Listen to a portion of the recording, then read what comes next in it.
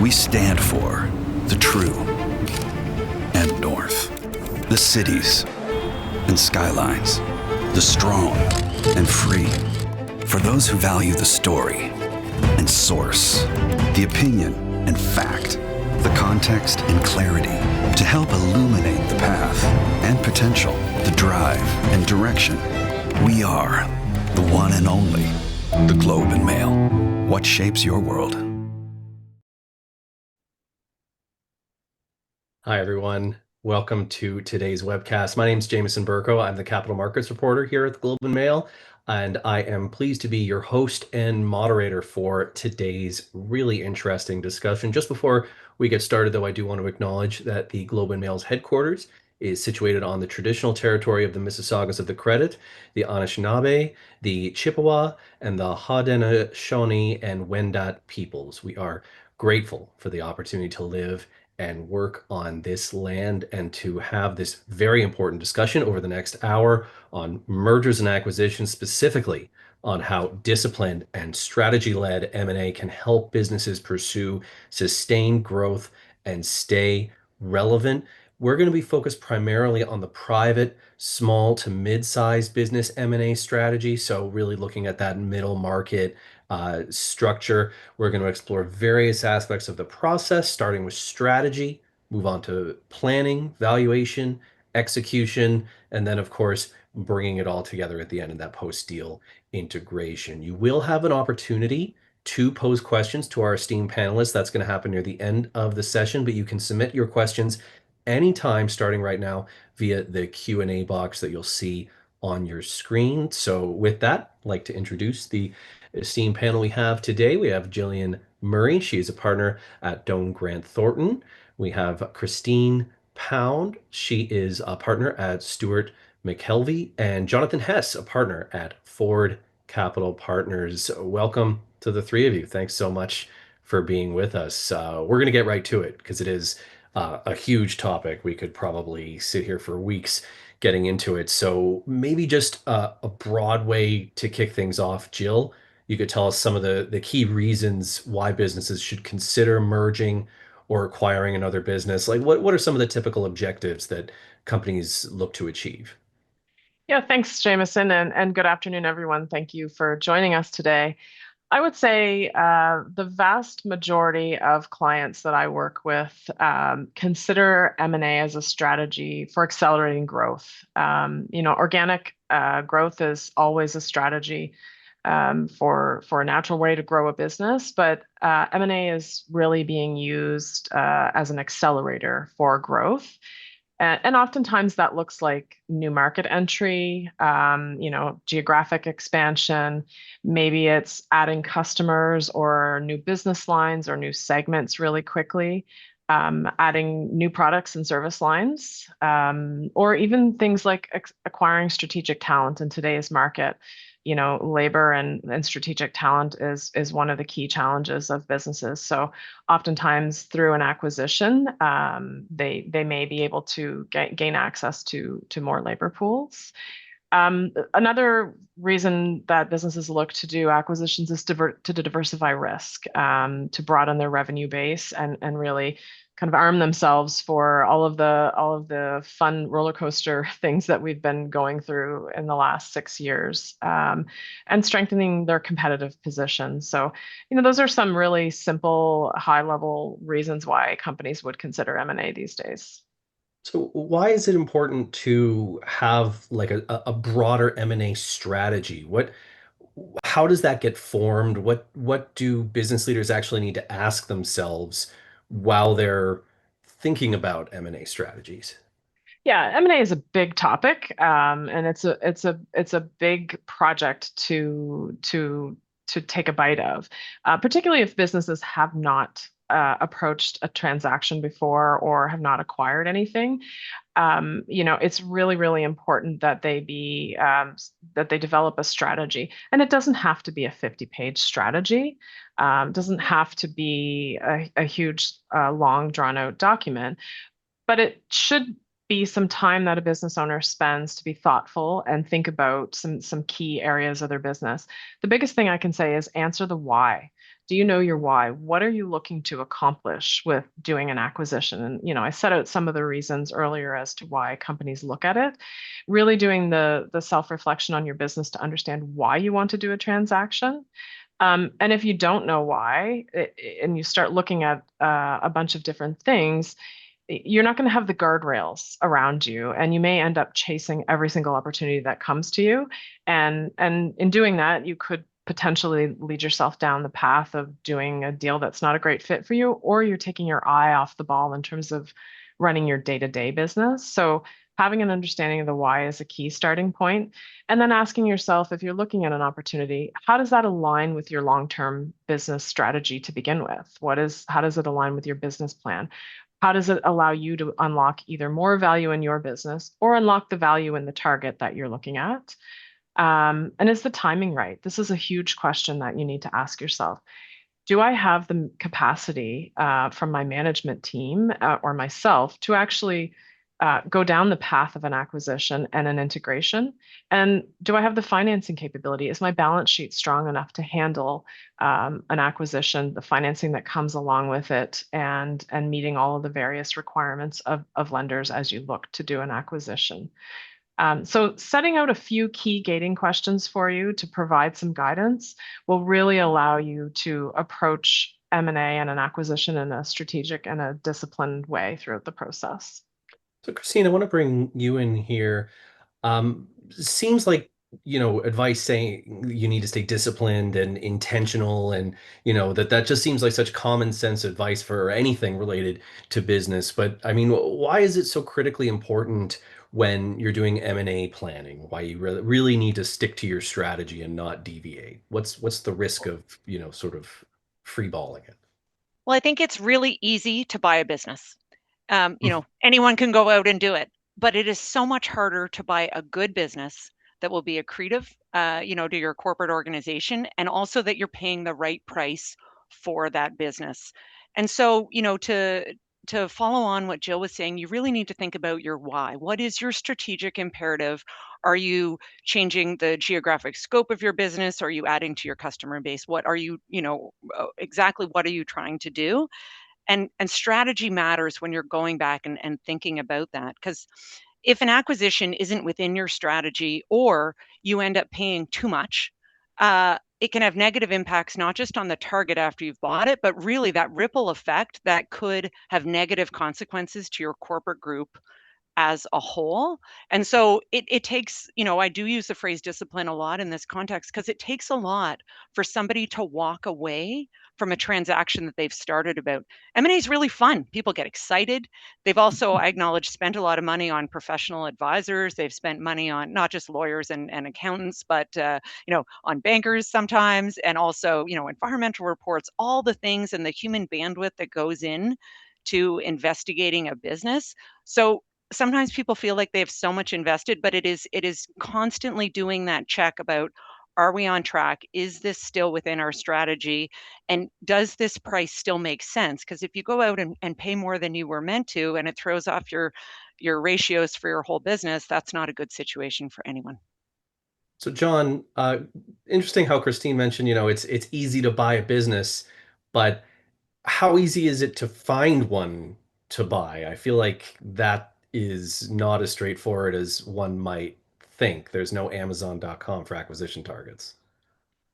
Yeah, a great question, Jameson. I think echoing with both Jill and Christine said, I think the key is to have that strategy and have the understanding of what you're looking for in a business, and understanding why you're looking to grow.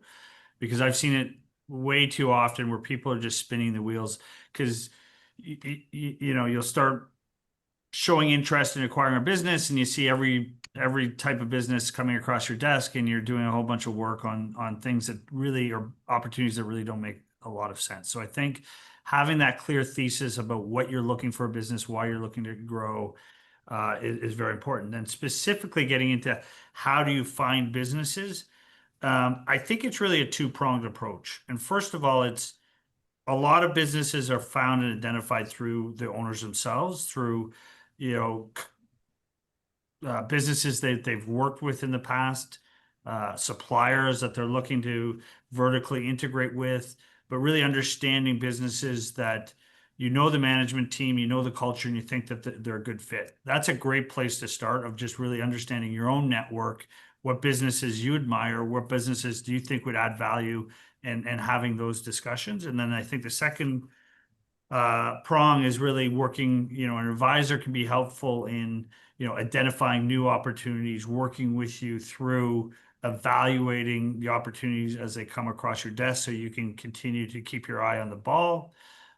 So it's not one or the other. I think it really, the best processes that we've seen and where people have been successful in buying businesses is where you're doing your own work, you're understanding it, using your own relationships, but also you're potentially engaging an advisor, a third party, to sort of help you identify additional targets and work through them as they come across and opportunities present themselves. So once you've come across an opportunity, how do you decide what it's worth? Obviously valuations are, especially in the private sort of middle market space, there's all sorts of metrics you can use. How do you decide what is sort of like fair value for a deal? And often the two sides can be very far apart on that question. Yeah, it's a great question. I think this is my own personal opinion. I think there's way too much emphasis just on a multiple. People sort of go out there and say, "Hey, I'm going to buy a business at 5 or 6 times EBITDA, and that's what's going to direct the valuation of business." A multiple is essentially a starting point. It's sort of like saying, "Hey, I bought a condo for $1,000 a square foot. Is that a good deal?" Well, is it in Toronto? Is it in rural Ontario? Is it new? Is it old? Does it have amenities? Like, there's so much more than evaluating business to go versus relative to just looking at multiples. Multiples are good, as I said, starting point. I think the real valuation and how you should be looking at it is, one is cash flow. Cash is always king. Look at, what's the business going to generate long term for cash flow, and how's that going to impact your current business. Two, I think, is really the synergies with your current business, bringing them together. What does that mean? Can you increase sales? Can you cross sell opportunities? Is it a strategic fit? And then I think, finally, a large part of valuation is really based on growth profile of the business. What it's done in the past is a track record, it's a starting point, but really understanding what's the opportunity for the business going forward and the growth profile of the forward will really does drive, the ultimate valuation and what it's worth to you as a buyer. So we covered strategy, we covered how to find an acquisition target. We covered, that was a really good sort of rundown, John, of how to determine what you want to offer. And, assuming that offer gets accepted, then of course there's the whole due diligence process. And that's become a massive undertaking that has only grown and grown and grown in recent years. Obviously, lots of financial diligence, lots of legal diligence. Maybe Jill and Christine, we can, split up those two sort of subsections of diligence. And Jill, if you want to start talking a little bit about the financial side, and maybe Christine, you can pick up after Jill is done, talk a little on the legal. Yeah, and you make a really good point. It has grown and grown, and I often, will say when a client wants us to complete financial diligence, they say, how much is it going to cost? And it's how deep do you want to dig, right? And Yeah. so, one of the keys to diligence on the whole, but financial diligence specifically, is really understanding, what is the objective? And Jonathan touched on cash being king and cash flow being the key valuation metric for most businesses. The objective of diligence is a couple of prongs. It's validating those cash flows to which you applied the multiple, and really saying, is what they have put forth actually correct?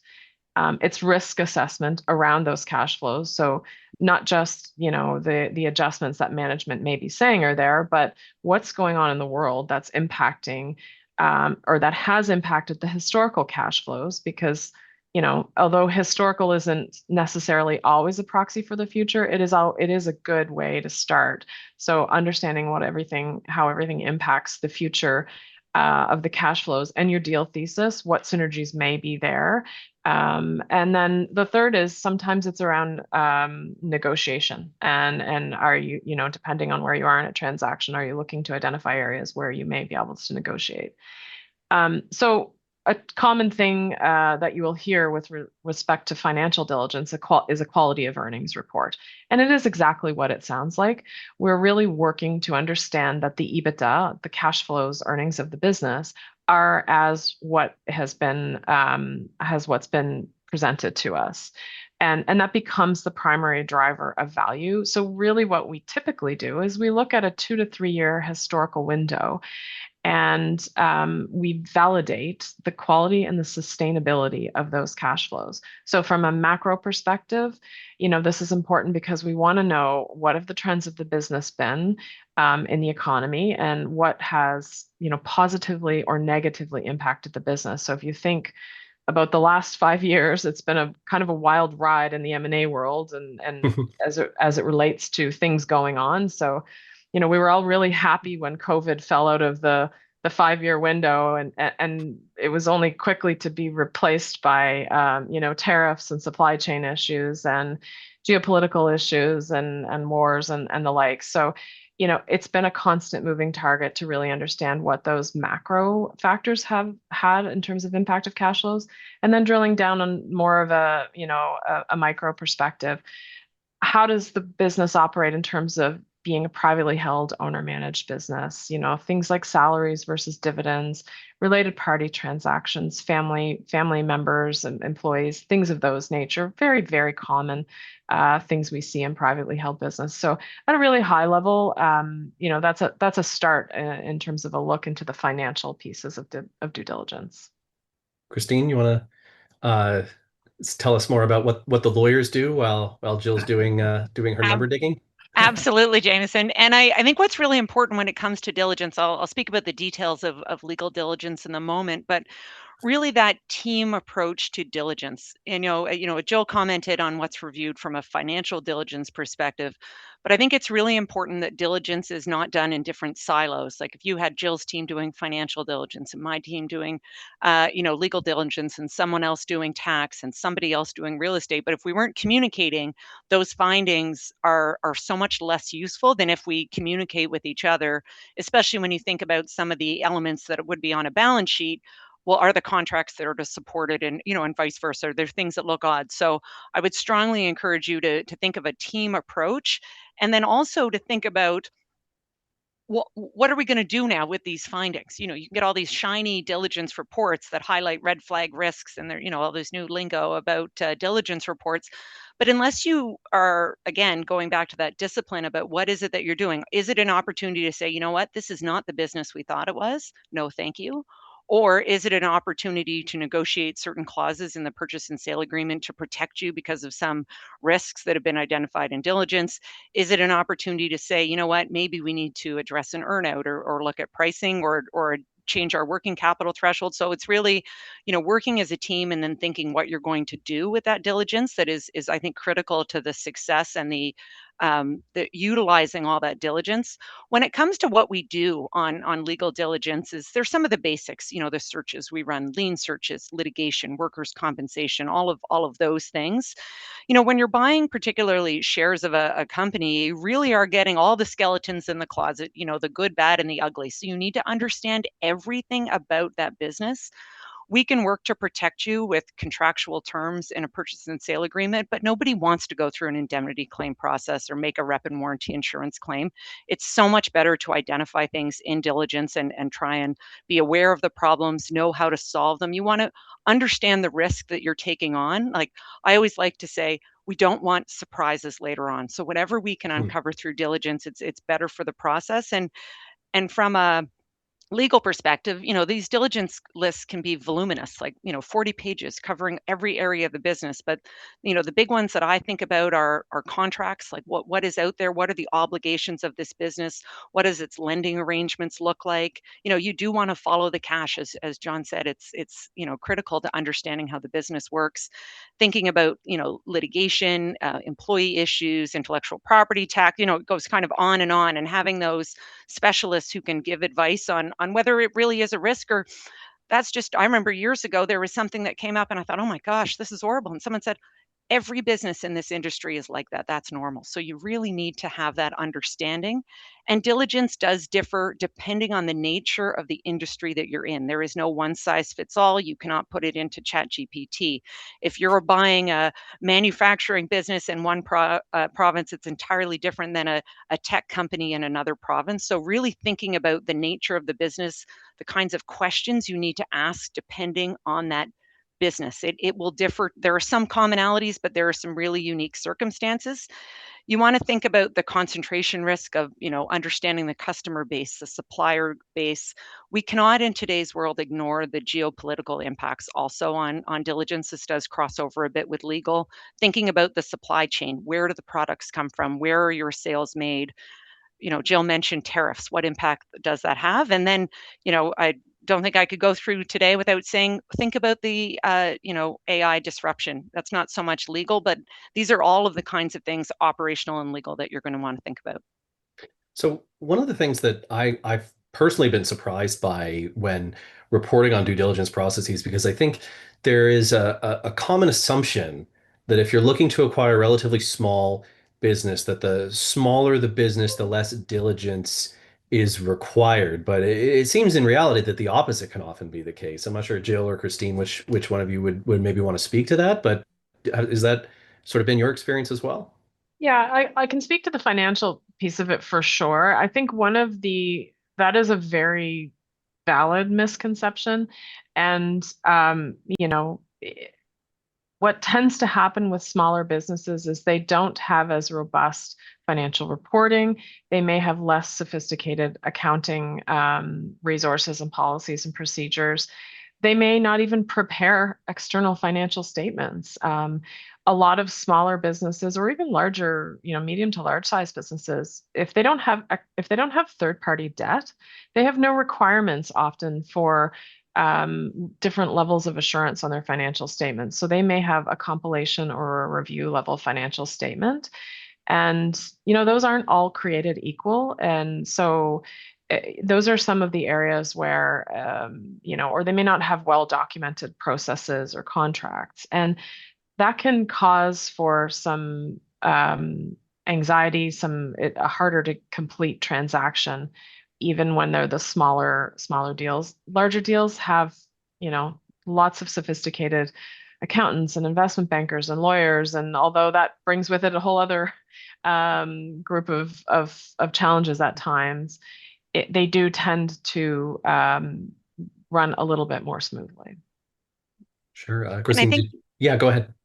Sorry, Jameson, just to, to add to what Jill said, I think something else when you're buying a smaller business, the role of the owner is often more important, maybe, or more critical to the future success of the business. In a larger business, the relationships might be spread over a wider sales team. There's likely more rigor in the, contracts confirming pricing and those kinds of things. Whereas often with a small business, it's built on relationships.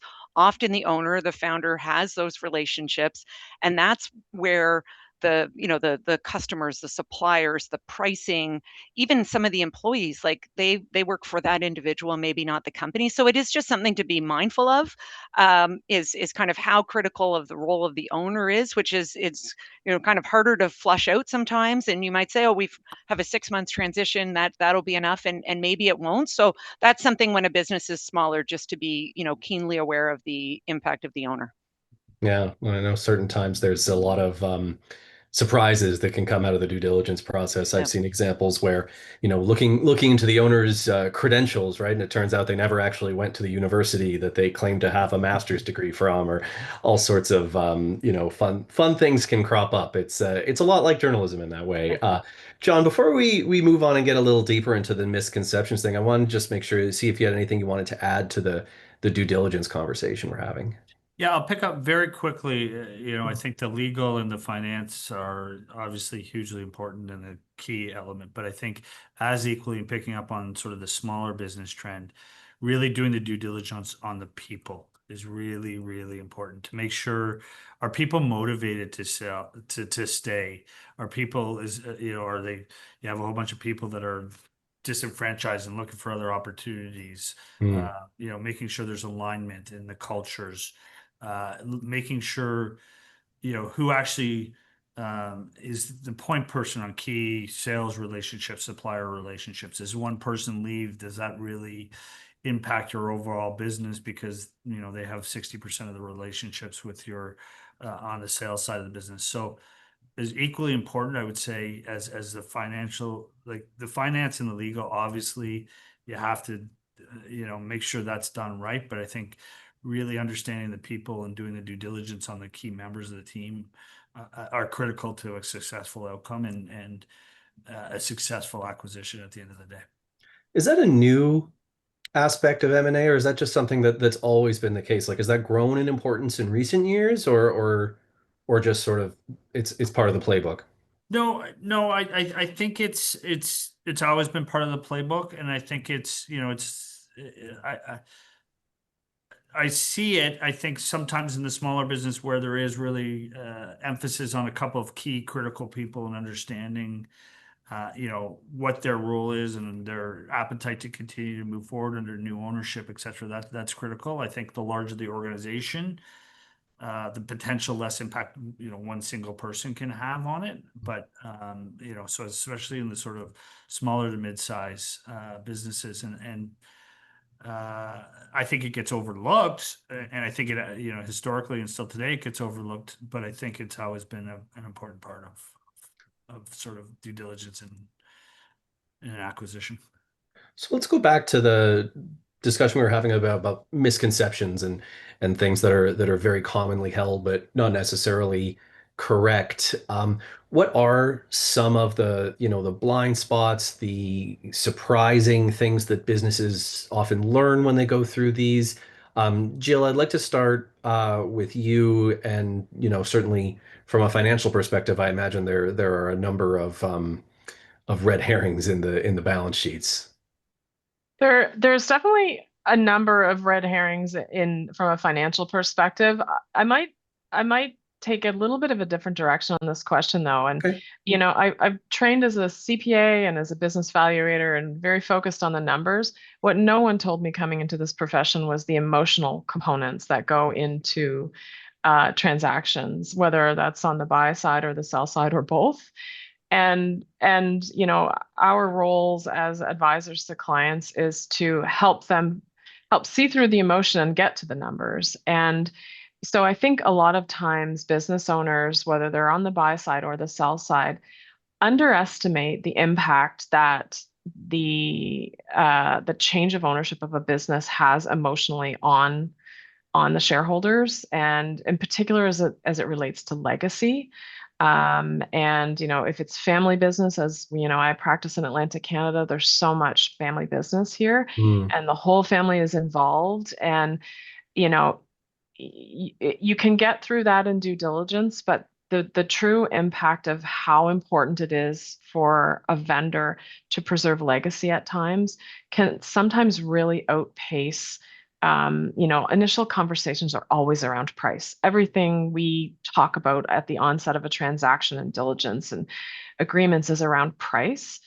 And what happens very, very commonly is, negotiations hit a snag because somebody is upset about something, and everyone may think it's price or some sort of financial aspect of a deal, when in fact it may not be. It may be the vendor really struggling with, this is my legacy and it's going to transition, and what am I going to do with, how am I going to deal with that?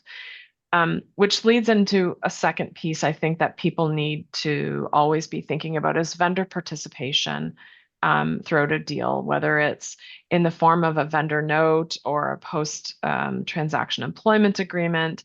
Really understanding the role of those two things in an M&A and how that fits into a deal. So, quite frequently a buyer will expect that in this market, in Mm. particular with all of the geopolitical issues we've been talking about, really bridging valuation gaps. A lot of times vendors don't expect that. And so, if they've got good support on their side, they'll help them realize that those are tools that are used in earnouts and things of that sort. But a vendor will oftentimes decide they want to sell and think it's going to be done and dusted in 3 months. And I think everyone on this panel would probably say 3 months is a really aggressive timeline, especially in the days today. So Mm. really like the time to complete and the emotional, like do not underscore the emotional aspects of a transaction. So how do you address those? Particularly, I imagine one of the more common ones being the, founders getting focused on legacy concerns and things like that. How do you address an issue like that?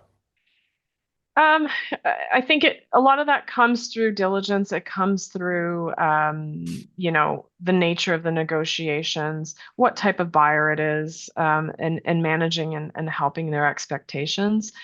I would probably hand it to Christine in terms of some of the legal ways you can handle this, but employment agreements and the like. But to be completely honest with you, sometimes it's just coming to the human level and having the conversations and understanding what do people really like, what are their true objectives in this, and what's a Hmm. buyer willing to give up or retain, and trying to help the buyer and the seller understand really where they're trying to get. And sometimes there's a lot of crying involved.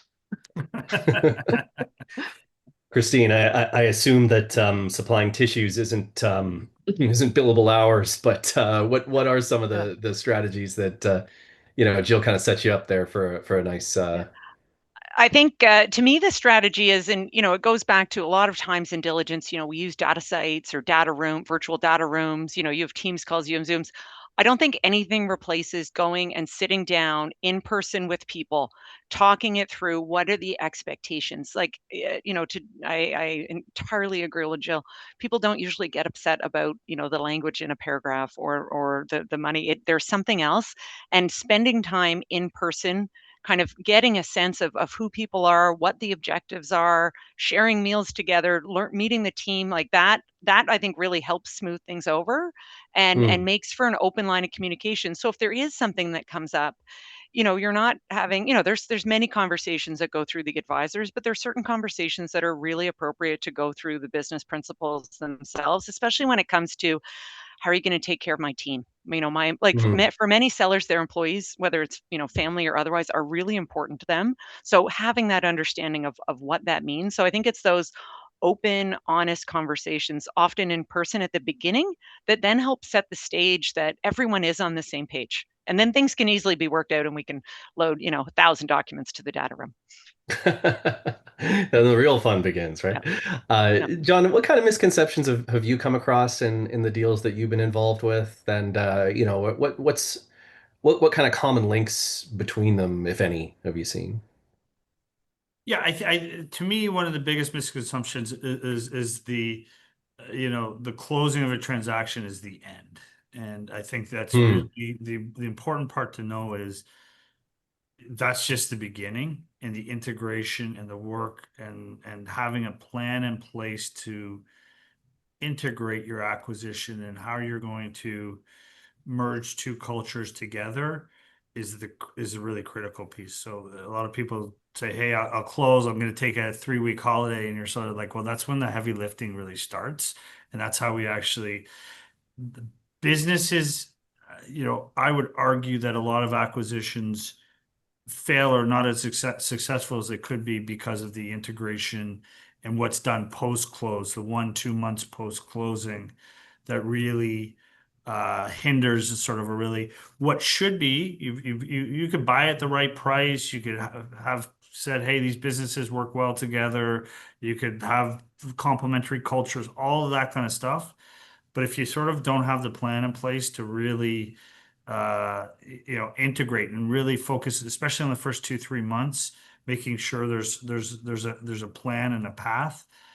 So I think that's one of the biggest misconceptions. And I think on the financial side, people also have to understand there's more to value than just the price you're paying, and understanding the metrics around. So, for example, working capital. If it's a seasonality business, just looking at an average over 12 months doesn't make sense, and you could either become on the positive side or negative side, but it could impact value by millions of dollars. And so, Hmm. I think from a value standpoint and understanding, you know, uh, you know, more than just price can impact, what the ultimate cost to you as a buyer is. And those are the, a couple of the misconceptions that I would say we see often.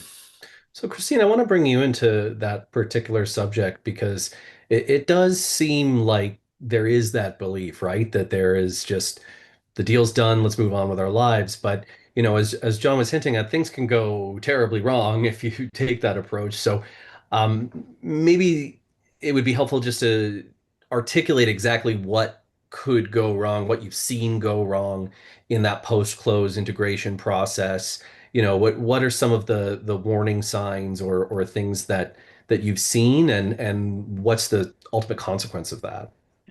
And I think I'd separate that into two categories. So the Okay. practicalities and then the people side of it, which John spoke of. So at the practicality level, and this might sound very getting into the weeds of it, but these are the things that when they go wrong, it's chaos for everyone. Is so if you are buying a business, let's say you have a few other businesses, you buy on a bolt-on acquisition, and then it turns out that that company uses a different software operating system or uses a different point of sale terminal system. And you've got a contract for 5 years with a steep break fee in the target company. Well, all of a sudden now your financial team can't pull information from the new business, or the people in the new business can't speak to the old business. We often see it, oftentimes there's a new bank involved and the old bank gets paid out. And I ask every time, I'm like, have you checked the pre-authorized payments? Because people are going to be pretty unhappy if that coffee's not being delivered to the office on Monday morning. Really unhappy if their payroll doesn't go through the next week. So Yeah. it's some of those really small things that can get, really create a lot of disruption on a business. On the bigger side, on the people side is, um, you know, very clear communication. People do not like uncertainty, whether you are an employee, whether you are a customer or a supplier. So that clear communication about, you know, is this business going to be operated on a standalone basis, or is it part of changing its brand name in a different group? Who is the leadership team? Who's in charge now at the office? Are people losing their jobs? Like, these are the questions that people will have. And when you don't address them, people are very uncertain. And when people are uncertain, they'll take another job opportunity. And if that person was critical to the value of the business, you've now lost them. And then also, it's uncomfortable for people. So you'd want to avoid that generally, but it's really communicating well with all of the stakeholders, employees, customers, suppliers, about how the business is going to be managed. And particularly when an owner founder is staying on for some period of time, is real clarity. Are they in charge? Or are they in an Mhm. advisory role? And so having those conversations, first of all, with the founder, but then clearly communicating it to the team, I think can really help support a smooth integration from that bigger picture people side.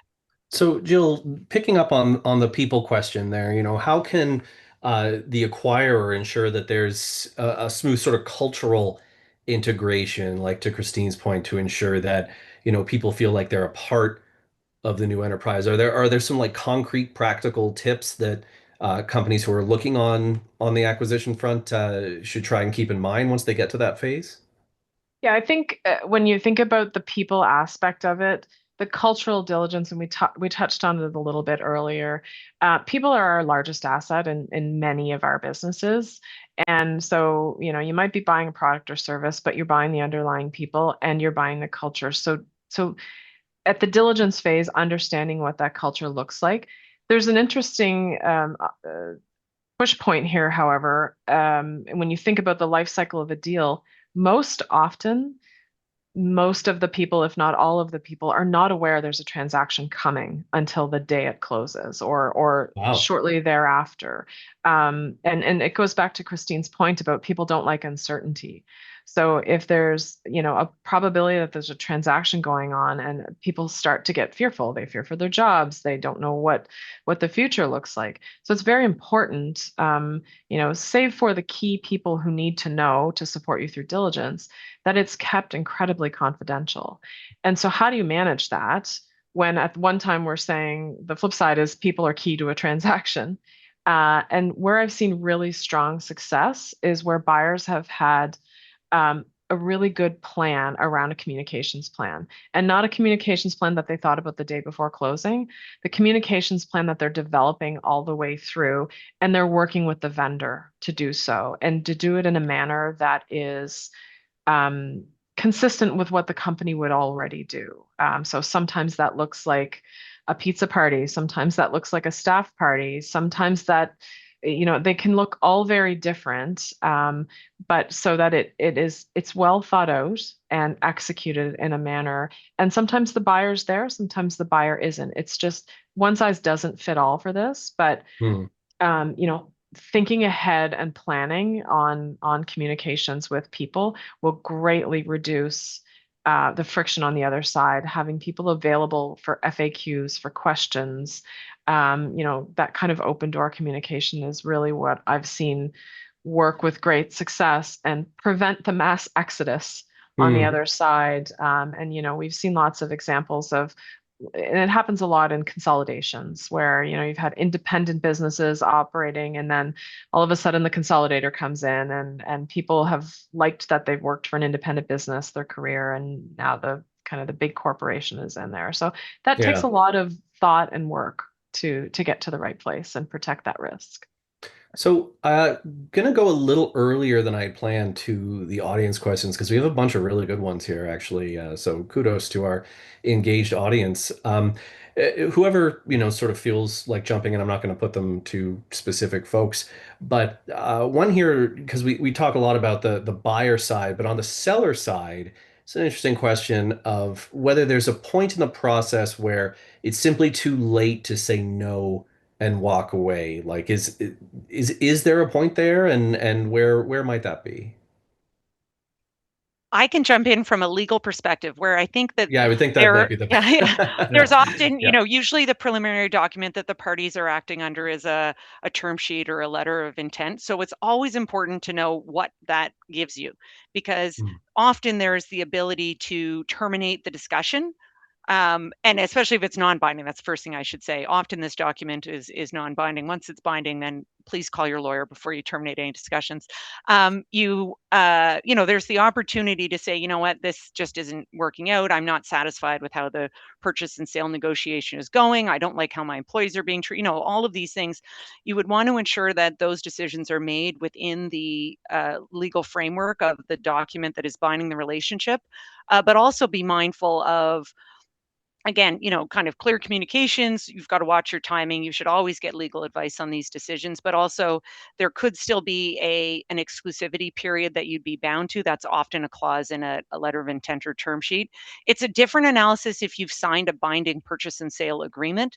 Then there's only very limited exits, particularly on the seller side. So that's, I would say much more the go, no go for a seller, but it's always before any decisions are made, is really understanding what are you bound by legally, with the proposed purchaser.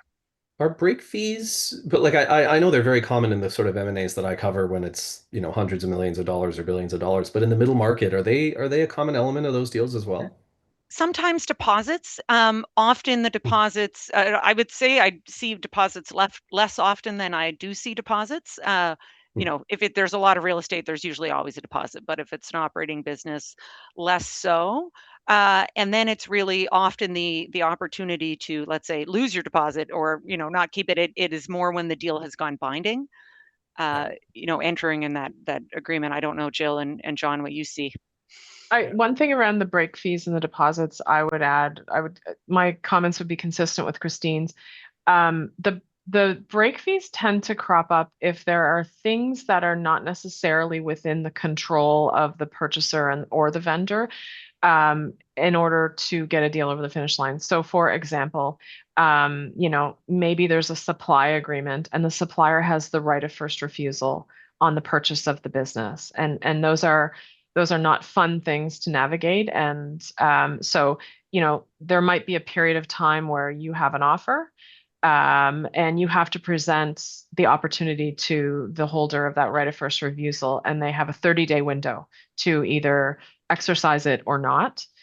Those tend to be the reasons why I would see a break fee come in, because a buyer is saying, well, we're spending money on advisors to do this transaction, but we don't actually have any certainty that it's going to happen until we get through that 30-day period. So that's a really simple example of when I do tend to see break fees specifically.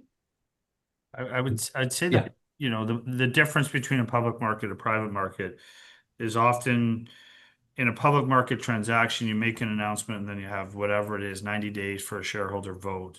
And in that 90 days, something can happen. Another bidder could come in and make a superior offer. And therefore, the buyer wants to be protected in case you decide to go with a better offer in that time frame.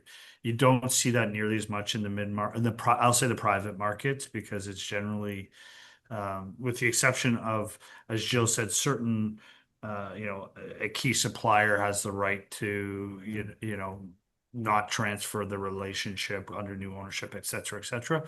The majority of the time, I think that the simplest answer for the question is the majority of the time, up until you sign definitive documents, a seller can decide to change their mind and not move forward with the transaction. And, you know, I think there's other, you know, you spent a bunch of time, it's going to cost you money still, reputational risk. There's all those factors you have to consider. But I think, you know, from a, do I have to sell? I think up until really essentially the majority of times that I see it, it's still that definitive documentation is signed where you've actually said, yeah, we agree, we're transferring, you know, funds and title ownership, et cetera. So it's sort of, until that point, there's a lot of flexibility to sort of decide you don't want to move forward with the transaction for whatever reason. So I want to come back to that, but there's a very practical question from the audience that I want to make sure that we have time to get to, because it probably varies the answer, but the audience member is asking, how do I find the time to work on a deal process when I have a busy company to run? What percentage of my time should I plan to carve out? So I imagine the answer varies depending on the industry and the business and the size of the deal and the complexity of the deal. But, you know, how would Jill, maybe we'll start with you, go about answering that question, because that's supremely practical. It is supremely practical, and the answer may not be popular. It takes a lot of time and a lot of energy, and Mm. you know, and it also, so you're right, it will vary. You know, if the owner or the founder is unwilling to bring any of their team or has no team, be that internal or external, to support them, and they're running around, you know, trying to go into the office after everyone's left to run aged AR reports to give to the data room, that takes up a lot of time. And so there's the actual physical time, and then there's the emotional time, as I talked to before. Uh, it ebbs and flows through the arc of a deal. So, you know, there may be various points in time where it's a much more intense than not. But you know, the greatest thing we suggest to people is get support around you, and with people you trust, because it will make a deal go a lot smoother if you have support and help, and someone has to keep their eye on running the business. So maybe you have a strong finance team or professional management team, or maybe you have to hire external advisors like, you know, like us on the call, to actually do a little bit of the heavy lifting for you. But it is very time consuming. Christine, did you want to add to that, or is Yeah. that? I think the only thing to add is I'd say it's universally underestimated. It always takes Mhm. more time and more energy, whether it's on the buy side or the sell side. And you know, I've experienced what Jill mentioned when, you know, you have a seller who won't bring their team in, and then they can't give, you know, if the controller's not in the loop, it's really hard to get the financial information that you need, or the person who's responsible for the contract. So it is a balance, but I think, you know, universally underestimated. Yeah. John, I want to come back to you, and when you were talking about the end, when sellers can walk away, you know, you noted for whatever reason, right? Are there certain reasons that are relatively common for sellers walking away, or is it just does it run the gambit? I would say in the private market, mid-market space, it's for lack of a better term, is sort of cold feet. And I think a lot Hmm. of it becomes emotional from a seller standpoint rather than a financial decision. They sort of have said they thought they were ready to retire or to move on to the next chapter. They're not. And I think they realized, you know, oh my gosh, what am I going to be doing? This is they sort of weren't necessarily fully committed to it, but wanted to say, hey, like the approach is, hey, if I can get a really good price, then I'll sell. If I don't really care. And so I think it's more of an emotional decision at that point where people walk away. Usually we see more often than a financial decision, because I think the financial decision comes earlier in a process where Hmm. you get initial indications of interest, which would say the price. And so usually if that price doesn't match the seller's expectation, you've stopped the process at that point. You decide not to move forward to sort of the second round and further due diligence because the price expectations aren't matching as the seller. So I think my personal experience is more becomes an emotional than a financial decision. So one last question I'm going to put to each of you in turn, and Jill, I'll start with you. What is one, and this is also, we're still on the audience questions, if you can believe it. What is one red flag that you would never ignore? Oh. Not that you would ignore any red flags, of course, that's Oh, but oh, what's a particularly sort of I can crimson I flag, can I jump guess? in if you like. Yeah, Is go that ahead. You go ahead. I Yeah. have I mean, I have a list of flags, but To me, my biggest red flag where we would stop is misinformation. If the seller Mm, is giving misinformation, like blatant, like it's they've actually doctored something or changed some data. To me, that's because what else is going to be there? That's just what is underneath the hood other than that. So to me, if you're coming across where there's actually been blatant misinformation provided, that to me is the biggest red flag of it's going to be really difficult to make a deal work. that's a good point. I would pick up on something that Christine mentioned earlier, and this isn't a red flag in the sense of misinformation, but um, eh, when you start to look into payment of taxes, remittances, HST, employee payroll deductions, if there is anything that is, kind of delayed, not paid on time, things like that on those particular HST and payroll deductions specifically, those are two Mm, areas where you don't want to mess around. And and employment related items are things that no matter what people, and obviously Christine's the lawyer, but people think they can get around this stuff by asset deals. You've got to be very, very aware of employment related things, which kind of lead to the bad cultural stuff. But you've got to look very closely at those items because they're just indicative of bad behaviors, bad cash flows, financial mismanagement, things like that. So those would mm. be kind of some negative red flags I would look for.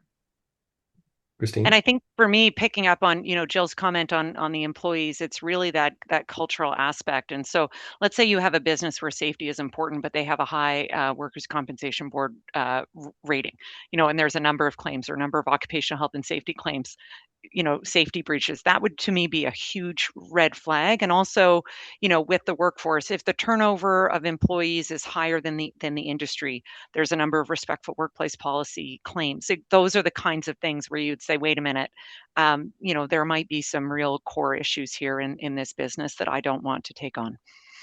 Yeah, I think that's a great point to start to wind things down. There's a lot of some really important takeaways, I think, for our audience. Certainly for me, one of the things that I think has been driven home that's always been kind of on the periphery of my mind, but has really sort of, moved to the center was this the the level that emotion plays in every step of the process, and that you can get all the numbers lined up, all the legal agreements lined up, but ultimately, the feelings that are, rampant on both sides of the table are seemingly what's ultimately going to decide whether a good deal gets done or doesn't get done.